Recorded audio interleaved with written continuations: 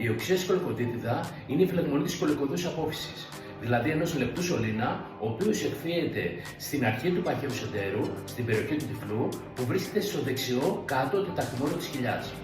Εκδηλώνεται στην αρχή με ένα διαλείπων περιοδικό άλγος, ένα πόνο δηλαδή ο οποίος έρχεται και φεύγει στην περιοχή γύρω από τον οφαλό και ο οποίος με την πάροδο των ωρών, μέσα σε ένα διάστημα πρακτικά 6 με 8 ώρων, μετατοπίζεται και εγκαθίσταται μόνιμα στο δεξιό κάτω τεταρτημόριο της κοιλιάς. Γίνεται συνεχής και πάρα πολύ έντονος. Ο πόνος αυτός σε δεύτερο χρόνο συνοδεύεται από την εμφάνιση συμπτωμάτων όπως έμετη, ναυτία και ανορεξία. Η επίπτωση της οξέας σκολικοτίτιδας είναι συχνότερη στα αγόρια και σε παιδιά άνω των 6 ετών.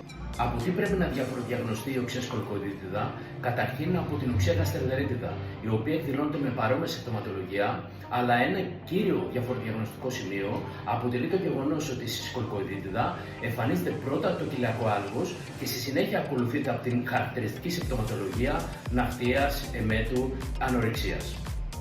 Δεύτερον, η δυσκολιότητα. Η ενισφύνωση κοπρόλιθων στην περιοχή του παχαίου σωτέρου και στην περιοχή της σκολικοδούς απόφυσης αποτελούν ένα αιτιολογικό παράγοντα για τη δημιουργία αυτής της οξέας φλεγμονής. Ένα ακόμα αίτιο που προκαλεί οξύχωνο στην περιοχή και χρήζει ιδιαίτερης προσοχής αποτελεί η συστροφή όρχεων στα αγόρια και η συστροφή κίστης στις οθήκες στα κορίτσια.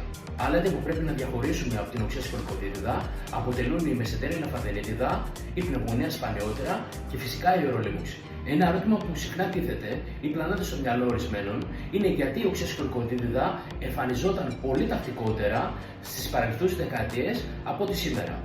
Οι καινούριες διαγνωστικές, κλινικοεργαστηριακές και απεικονιστικές εξετάσεις έχουν συμβάλει σε αυτό, όπως και η μεγαλύτερη εμπειρία τόσο των παιδιάτρων, όσο και η ύπαρξη αντίστοιχων ειδικοτήτων εξειδικευμένων πάνω σε αυτό το τομέα, όπως είναι η παιδοχειρουργική.